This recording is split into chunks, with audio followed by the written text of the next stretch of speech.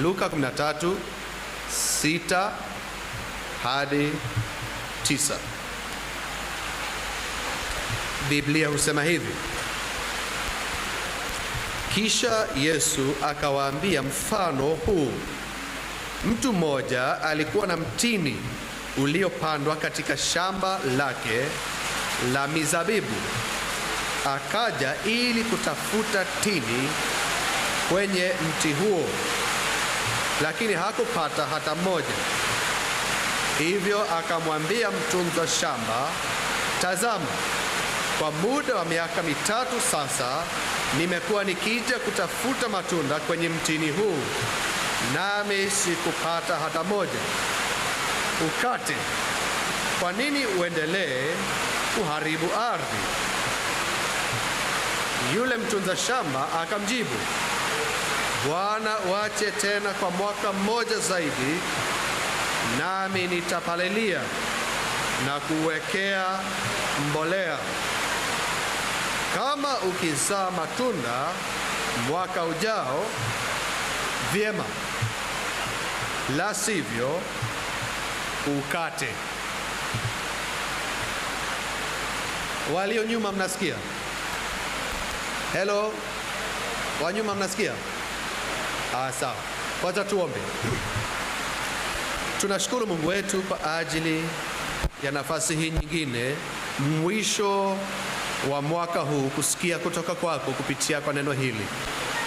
Tunalithamini kabisa kuwa ni neno lako, nasi tunaomba ya kwamba tunapopitia sehemu hii ipate kutubariki katika nafsi zetu, tupate kusikia kile kitakachotulisha nafsini mwetu na kuwa baraka ya kiroho kwetu, ambayo itatusaidia kukuelewa wewe zaidi, ambayo itatusaidia kujielewa sisi wenyewe, na ambayo itatusaidia pia kupata wokovu ndani ya Yesu Kristo.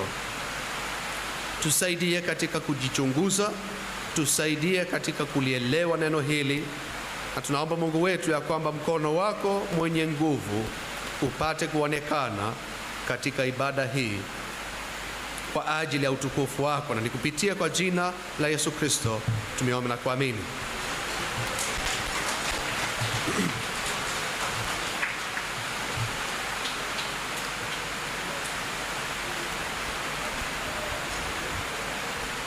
Kuwa mwishoni mwa mwaka ni wakati ambapo tunafikiria kuhusiana na yale ambayo tumepita, na tunasonga mbele katika mawazo na kufikiria mwaka utakao kuja, na ni muda mzuri wa kutafakari yale ambayo yamefanikiwa katika mwaka uliopita, makosa yetu pia ambayo tumeyafanya. Lakini leo ningependa tutumie tu muda huu mfupi kwa kujitafakari kuhusiana na swala moja lingine, sio kuhusiana na mafanikio ya maisha au majaribio ya maisha au hata makosa ya maisha haswa, lakini ningependa tujitafakari katika swala hilo: uhusiano wangu na Mungu umekuwaje katika mwaka ambao sasa unaanza kuisha? Nikiwa namalizia mwaka huu, je, uhusiano nilio nao pamoja na Mungu uko tofauti na vile ulivyokuwa mwanzoni mwa mwaka, au ni ule ule? Je, nina imani mwishoni mwa mwaka huu ambayo sikuwa nayo mwanzoni mwa mwaka huu? Je, imani yangu imepita motoni na kujaribiwa katika mwaka huu? Na je, imetakaswa mwaka huu, au hakuna tofauti yoyote na ni ile ile niliyokuwa nayo mwanzoni? Au labda kama huko na imani yoyote mwanzoni mwa mwaka huu, je, Umepata imani sasa ama bado uko gizani? Moyo wako ni laini kuliko ulivyokuwa mwanzoni mwa mwaka au ni mgumu vile vile? Uko mbali bado na Mungu au umemkaribia katika mwaka huu? Maswali ya namna hii ndiyo ningependa kupitia leo katika kuchunguza sehemu hii ya maandiko ya Luka 13. Kisha Yesu akawaambia mfano. Na tumemzoea Yesu Kristo kuwa alipenda sana kutoa mifano, na watoto watakumbuka ya kwamba mfano ni nini, kwa sababu tulijifunza ya kwamba mfano ni picha ya kidunia ambayo ina maana ya kiroho. Katika picha hiyo Yesu Kristo anatuambia kuhusiana na mtini uliopandwa, lakini tunaelewa nini? Hazungumzi haswa mtini kama tunavyojua mtini, ama hazungumzi shamba kama tunavyojua shamba, lakini ni picha ambayo tutaelewa, lakini maana yake ni ya kiroho. Ana sababu ya kututajia mtini na pia yule mtunza bustani, na kila sehemu ya mfano ina umuhimu wake. Lakini jambo la kwanza ambalo ningependa tuangalie ni kupanda kwa mtini huu.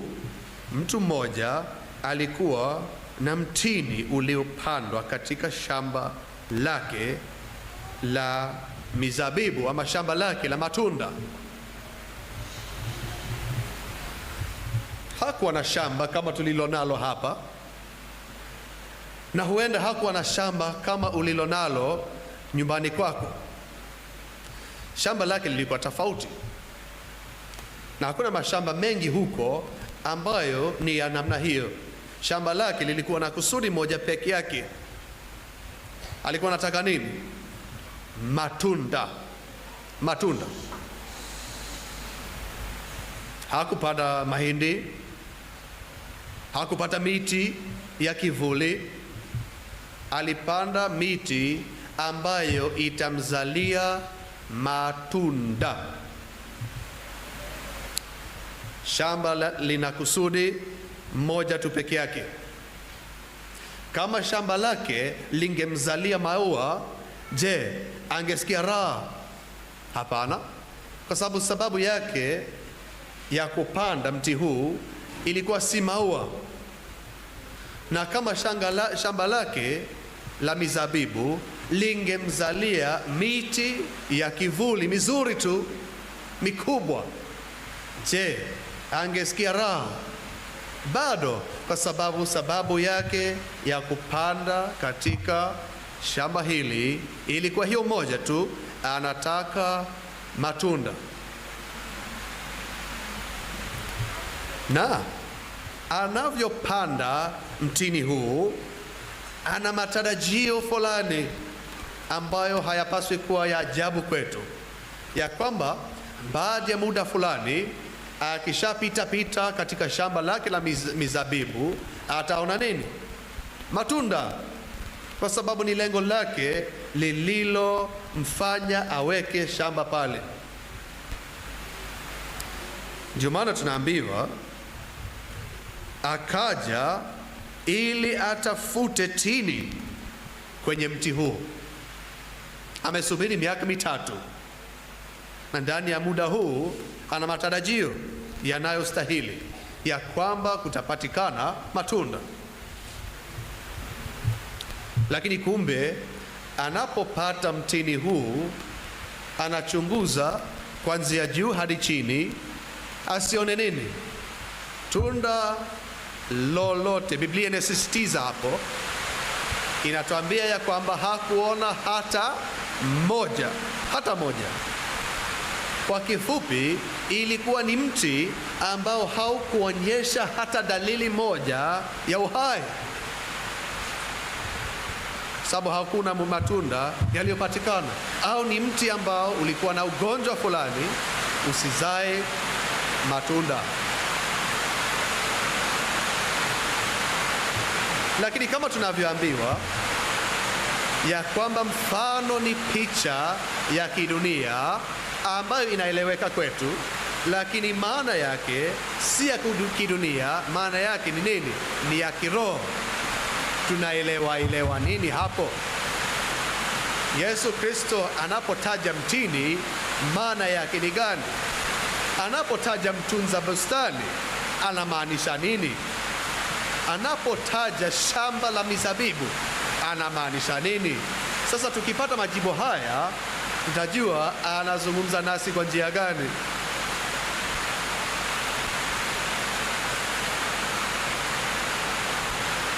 Mara kupita kiasi katika maisha ya Yesu Kristo alikuwa na malalamishi haya.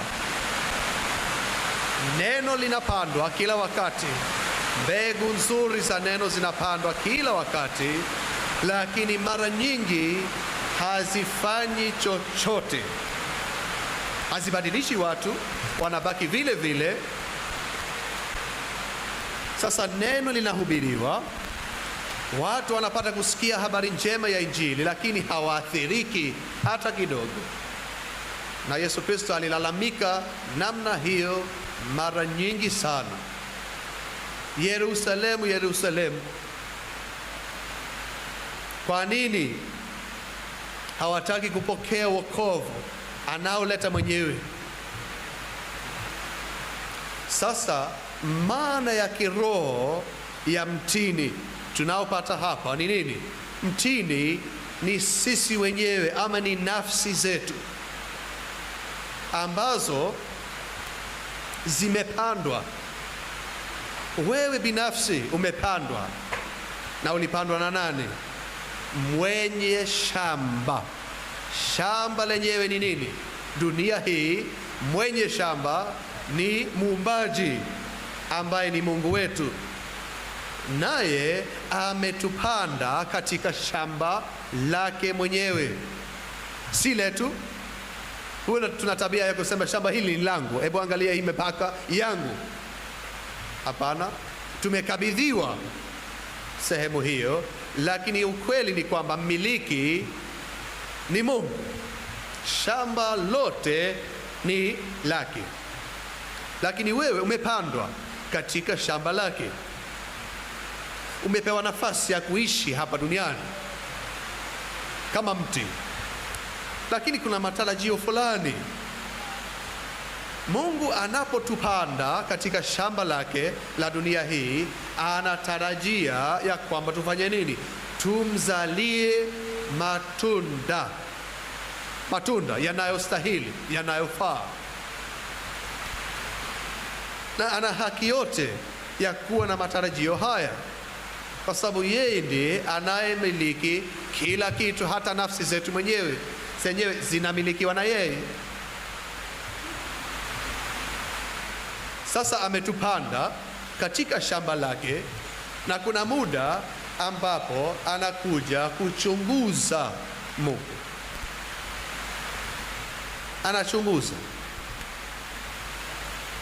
Katika kitabu cha Ufunuo tunaambiwa ya kwamba Yesu Kristo anapita katikati ya vinara vya taa vya kanisa, akiangalia, akichunguza ya kwamba kuna nini hapa. Si kwamba hajui, na si kwamba havutiwi na swala hilo. Utafiti huu, uchunguzi huu unafanyika kila wakati na Mungu. Anakuja kuangalia kwa kutumia lugha ya kibinadamu, anakuja kuangalia huyu anaishi vipi, huyu anazaa nini, huyu ambaye nimempanda katika sehemu hiyo anaishi vipi, ananiishia mimi ama anaishi katika kuniasi, kwa mfano. Na katika mfano huu, mwenye shamba anasubiri miaka mitatu, na baada ya miaka mitatu anakuja kuangalia, anapata nini? Cha kushangaza, hakuna hata tunda moja kwenye mtini huu. Anasema nini? Wacha nifanye nini?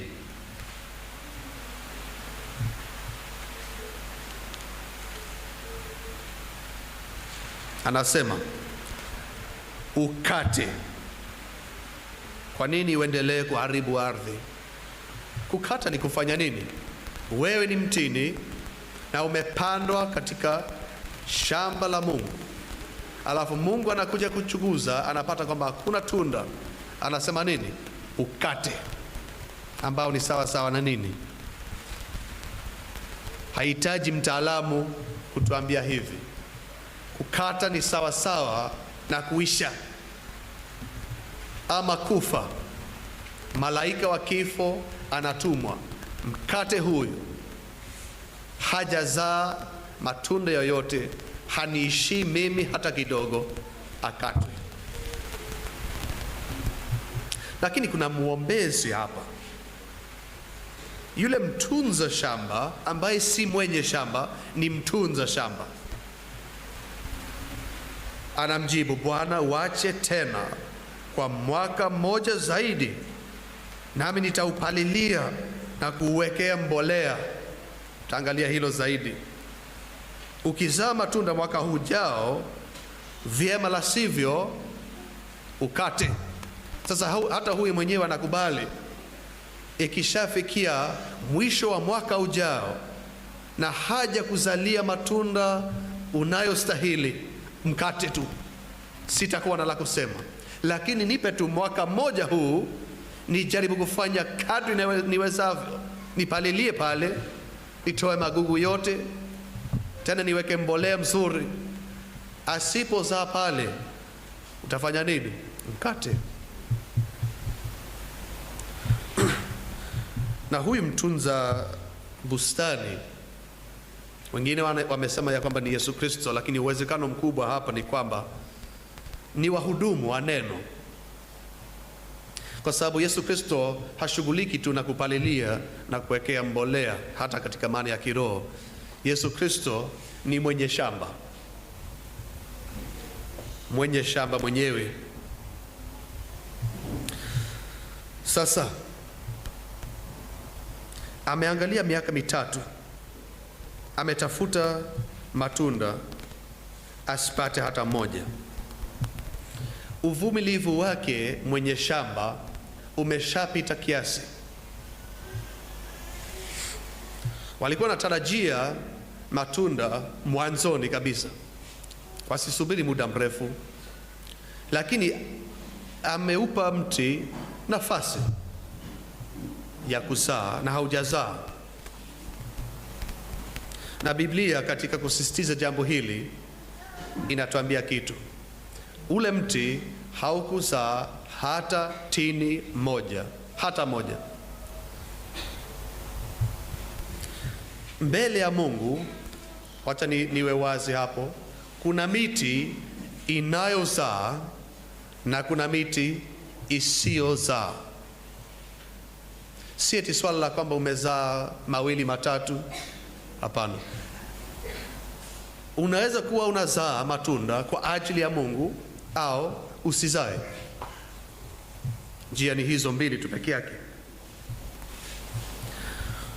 Na ole inaweza kuwa hivyo hata leo, ya kwamba kuna watu hapa na wako katika kundi la kwamba hawajawahi kumzalia Mungu matunda.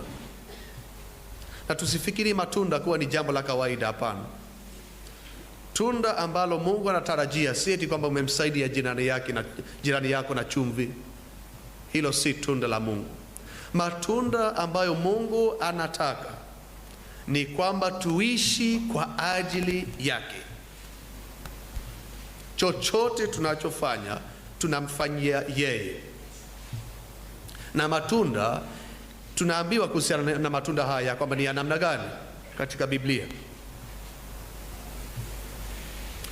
Tukumbuke wakati Yohana Mbatizaji alipohubiri, akaja na kuwaambia wale Mafarisayo nini?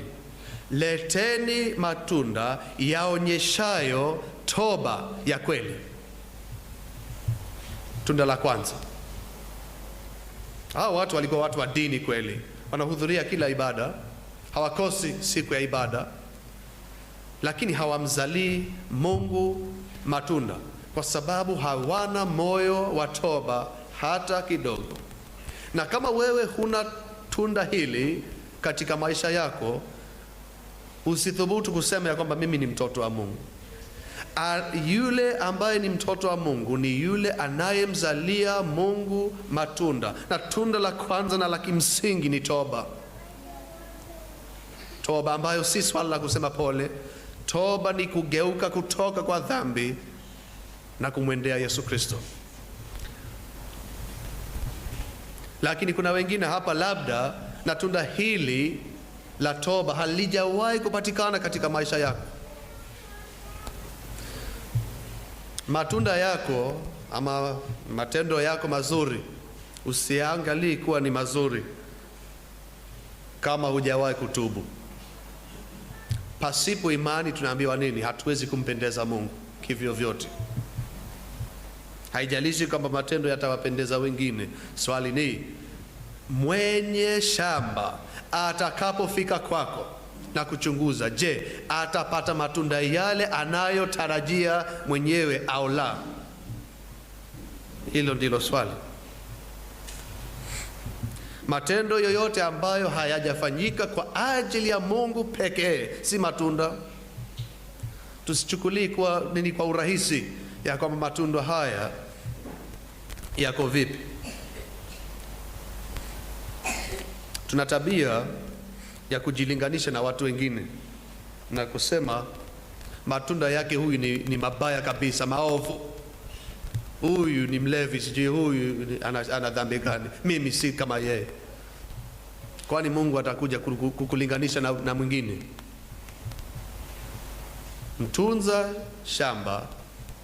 Mwenye shamba anakuja kuangalia na anataka kujua, je, umemzalia yeye matunda au la? Swali ni hilo moja. Hata kama wote wengine wawe wabaya kuliko wewe, haijalishi. Swali ni hilo moja. Je, unamzalia matunda au hakuna?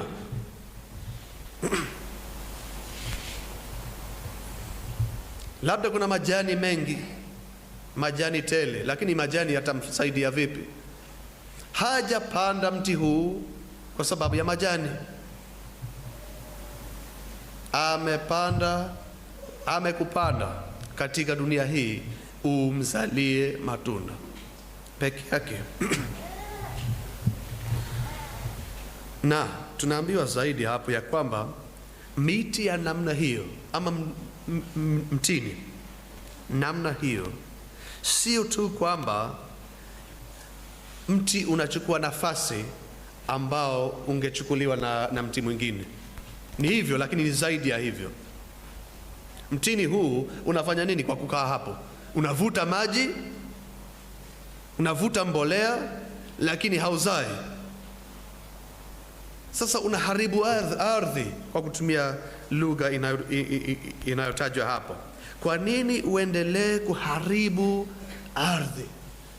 Afadhali usitumie nafasi hiyo, uondolewe, alafu mwingine apate nafasi yake. Na hivyo ndivyo watu walivyo ambao hawamuishi Mungu katika maisha haya. Sio tu kwamba wanachukua nafasi ya watu wengine, wanavuta pumzi ya watu wengine, ni zaidi, wanaharibu ardhi. Uwepo wao hapa duniani unawaharibu wengine. Wengine wanajifunza tabia mbaya kutoka kwako. Wengine wanajifunza kumkufuru Mungu kupitia kwako. Ni mti ambao unaharibu ardhi. Ndio maana mwenyewe anasema nini? Ukatwe. Hauna maana, na tena unafanya mchanga kuwa hauna rutuba.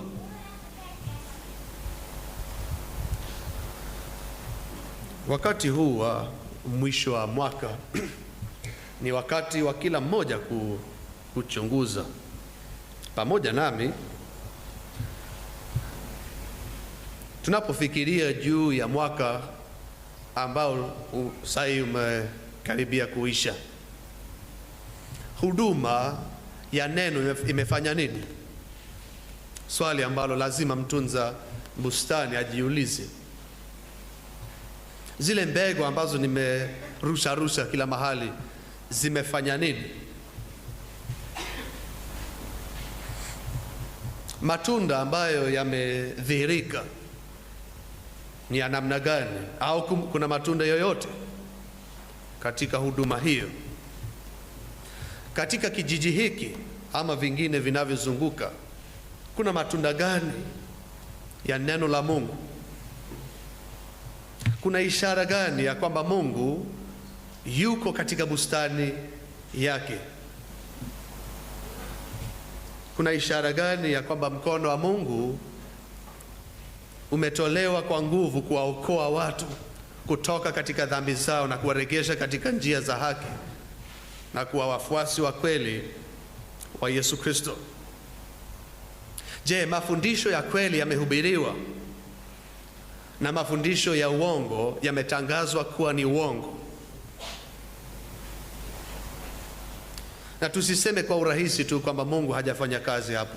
Je, umemwomba? Na je, nimemwomba? Tusiseme kwamba kazi yake ni kidogo. Je, tumemsihi ya kwamba afanye kazi katika maeneo haya? Ama ukweli ni kwamba hatuko magotini kila siku tukiomba hivyo?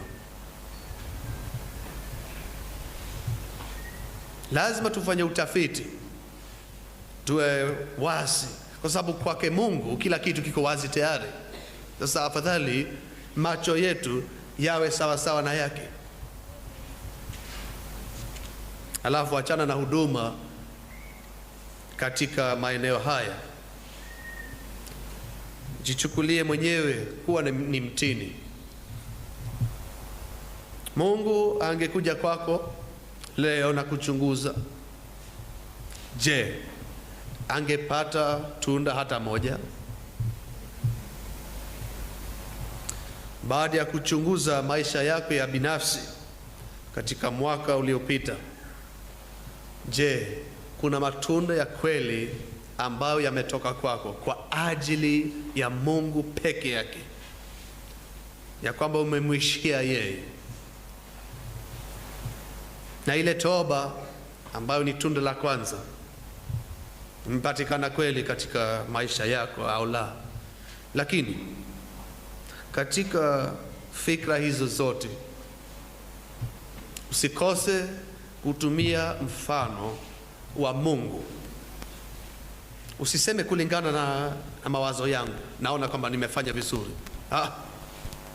Hata mawazo yako hayana maana na yangu pia hayana maana. Je, muumbaji mwenyewe ana maoni gani juu ya maisha yako?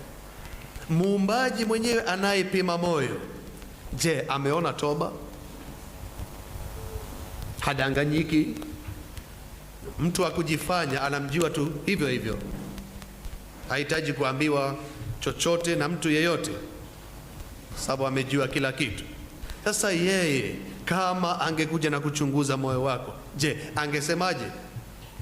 Angesema huyu hajanizalia hata tunda moja, akatwe.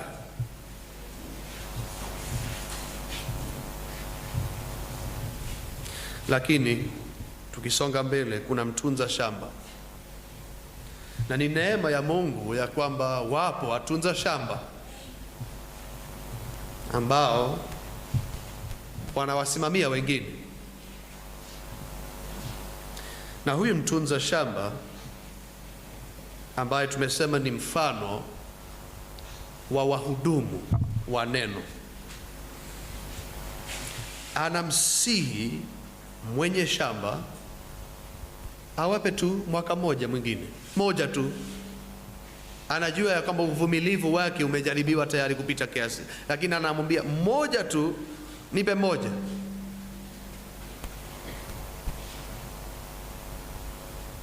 Mtunza shamba hakatai ya kwamba mti unastahili kuzaa matunda, na vile vile wahudumu wa neno hawakatai kabisa ya kwamba Mungu ana kila haki ya kuitisha matunda shambani mwake. Ana haki ya kuja kwako na kuuliza kwa nini hujanizalia tunda.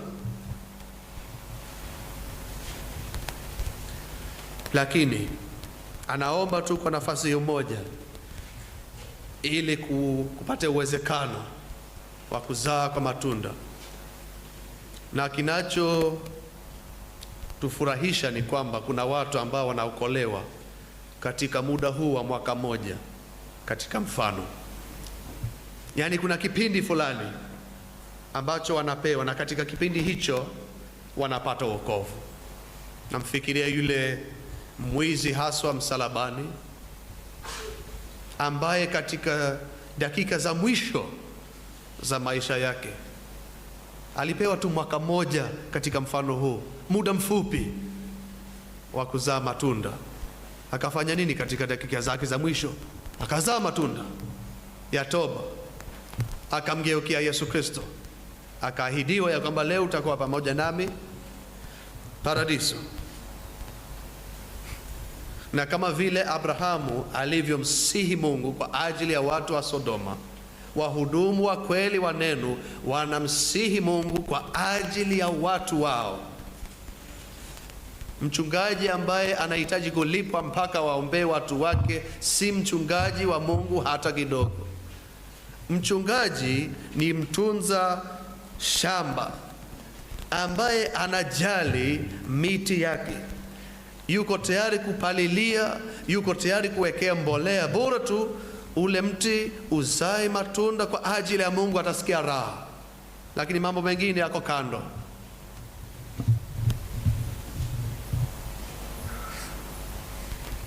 Lakini hakatai ya kwamba mti usiozaa unastahili kukatwa. Hebu tafakari hapo. Bwana, uache tena kwa mwaka mmoja zaidi. Hasemi uache kabisa, hapana, mwaka mmoja. Kuna kipindi. Lakini baada ya hapo ukikosa kuzaa, hata yeye mwenyewe atakubali ukatwe tu, hauna maana. Na ukikatwa katika hali hiyo, tunajua mwisho wake ni nini? Milele nje ya uwepo wa Mungu, katika moto wa milele.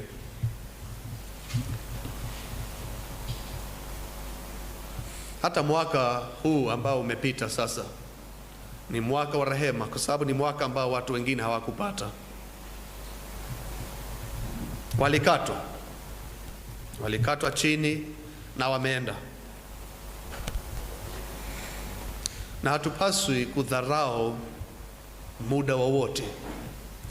Tuseme kwamba umepata muda wa kutafakari neno wa miezi mitatu, usidharau hii miezi mitatu, kwa sababu ni miezi mitatu ambao watu wengine hawajapata.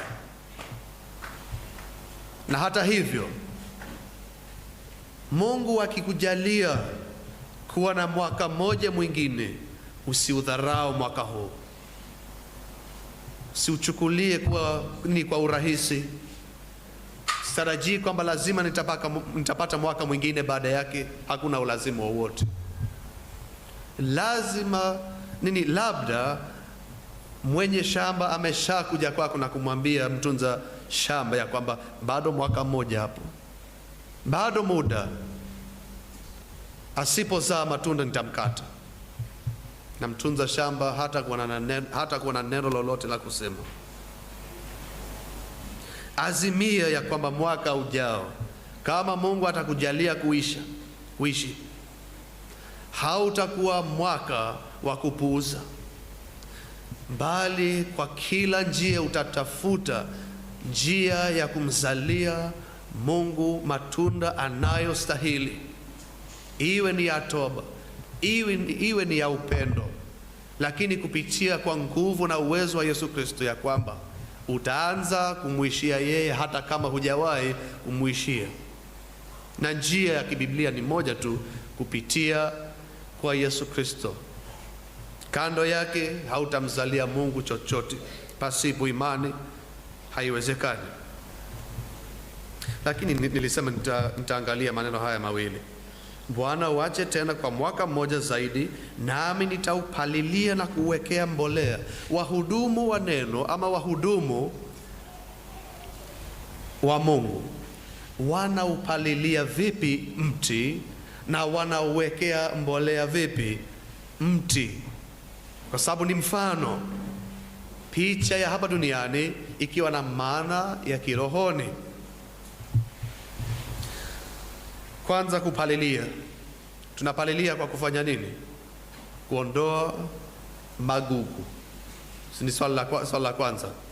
Tuondoe uchafu, magugu, chochote ambacho hakipaswi kuwa pale, ambacho kitakuwa kinavuta maji ama kitakachokuwa kinavuta mbolea, kitolewe. Na ni sawa sawa na kuondoa misingi ambayo si misingi ya kweli, magugu, mafundisho ya uongo. Sasa kama wewe ni mtini na haujamzalia Mungu matunda, kazi ya mhudumu wa neno ni kupalilia kwanza. Angalie msingi wako ni gani. Alafu huyo hapa ana msingi wa kwamba ataenda mbinguni kwa sababu anahudhuria kanisani. Sasa kazi ya mhudumu ni kuja na kupalilia pale, kumwambia hakuna hapa, hata uhudhurii kanisa tangia leo hadi mwisho wa maisha yako, haina maana ya kwamba utaenda mbinguni kwa sababu hiyo. Apalilie msingi huu, aondoe magugu, kwa sababu huyu mtu anatumainia tendo lake la kuhudhuria kanisa na hamtumainii Kristo. Sasa kupalilia ni sawa sawa na kuondoa mafundisho ya uongo na misingi ya uongo ambao watu wanaamini, na kwa hivyo wanaenda kuangamia. Lakini hapalilii tu peke yake, anawekea mbolea, mafundisho ya kweli yatakayowalisha watu, mbolea mzuri.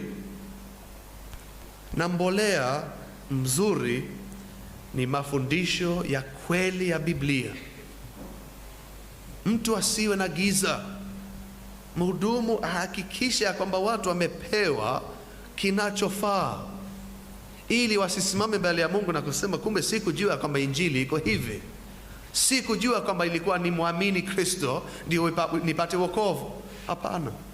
Kazi yake mhudumu wa neno ni kuendelea kuweka mbolea mzuri, ili awe na kila sababu ya kumzalia Mungu matunda.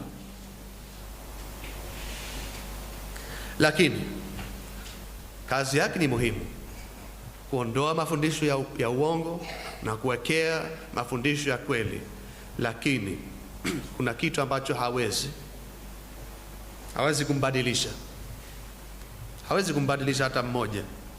Ndio maana anasema kama ukizaa matunda sawa, la sivyo ukate.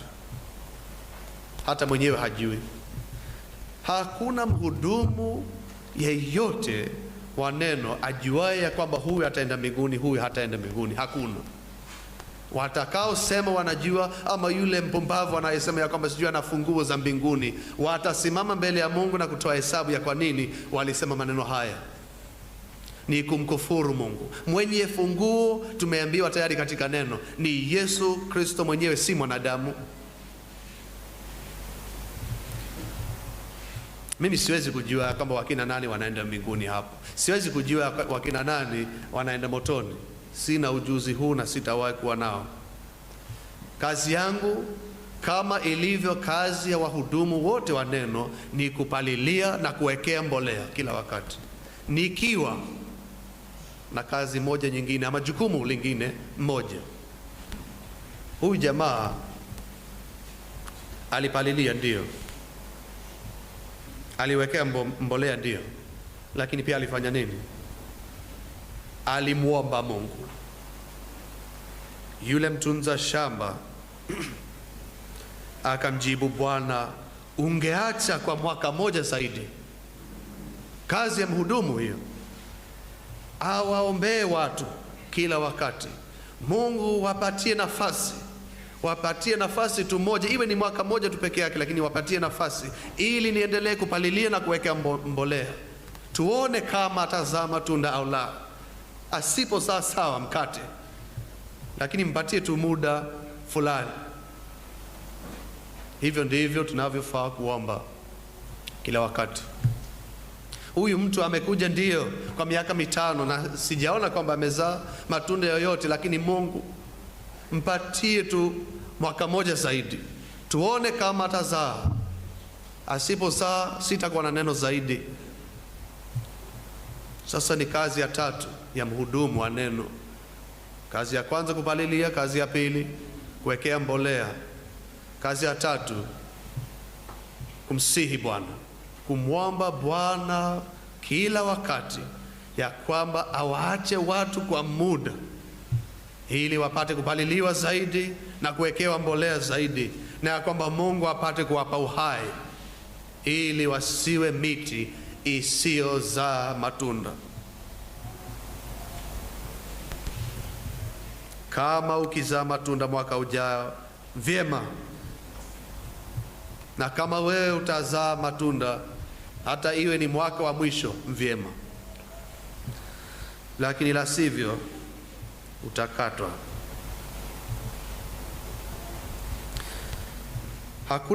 Hakuna uhakika kwa kwamba hata ukiachwa kwa muda mwingine utazaa matunda. Kama ukizaa,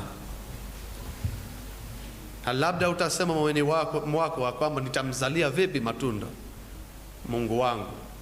Jibu la kibiblia ambalo si eti kama ni mara ya kwanza kusikia hivyo, ni kupitia kwa Yesu Kristo peke yake.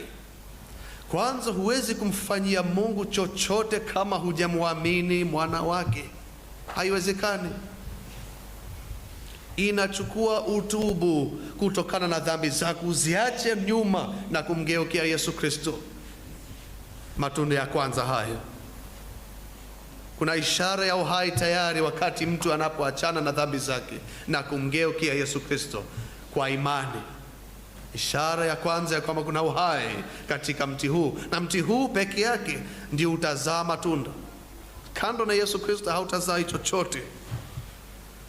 Kando na nguvu yake ya kiwokovu hautazaa matunda yoyote. Lakini ukiwa na yeye, hakuna kisichowezekana. Utasema leo kwamba siwezi kufa kwa ajili ya Yesu Kristo. Mtu angekuja hapa na kusema watu ambao wanampenda Yesu Kristo wasimame wawawe, utasema kama mimi siwezi, nisingeweza kuwa mmoja wao. Usiseme hivyo. Ukiwa na Yesu Kristo na imani ndani yake ya kweli, hakuna lisilowezekana. Kwani watu hawa hawakufa kwa ajili ya imani yao. Wengi wao wa kwanza walikufa kwa sababu ya Yesu Kristo. Lakini unahitaji yeye kwanza. Pasipo yeye usitarajia kwamba utaweza kuzaa tunda hata moja. Mwisho, la sivyo ukate. Wakati utakumbuka vile Yohana Mbatizaji alivyohubiri katika milango ya kwanza ya Mathayo. Akasema hivi: hata sasa shoka limeshawekwa tayari kwenye shina la kila mti, basi kila mti usiozaa matunda mazuri hukatwa na kutupwa motoni. Maneno yake hata hayana utata. Yohana hakuwa ni mhubiri wa kuwapendeza watu, hapana. Anawaambia watu wazi, kuna shoka ambalo limewekwa tayari kwenye mti wako, liko tayari kuinuliwa na kukata. Na kila mti ambao hautazaa matunda utakatwa kweli kweli. Hata yule mhudumu aliyeombea mti huu, aliyemwombea mtu huyu na nafsi yake, aliyemwomba Mungu na kumsihi kwamba mtu huyu aachiwe nafasi, hata huyu atatilia amina yake pale yule mtu atakapokatwa, baada ya kukosa kutoa tunda lolote. Atakubali, kama vile tunavyosoma katika kitabu cha Ufunuo mlango wa 19 ya kwamba wote walitangaza haleluya, wakamsifu Mungu. Baada ya tendo gani? Uharibifu wa waovu.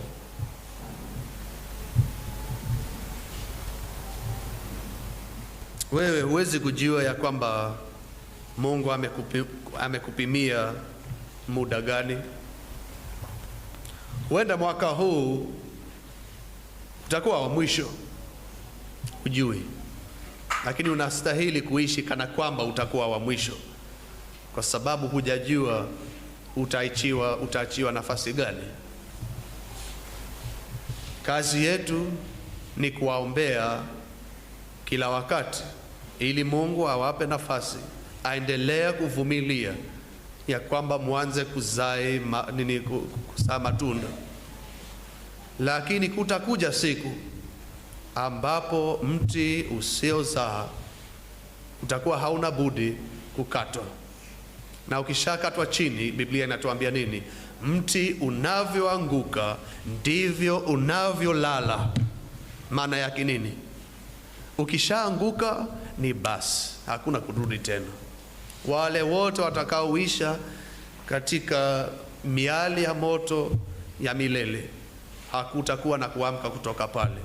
Watalala pale kama walivyoishi. Hawatazaa matunda yoyote pale, bali wataishi katika mateso ya milele. Hatujui ya kwamba nafasi ni gani. Hatujui ya kwamba Mungu atatujalia hata kuishi mpaka mwaka ujao, kwa sababu bado siku ni chache mpaka tufikie hapo.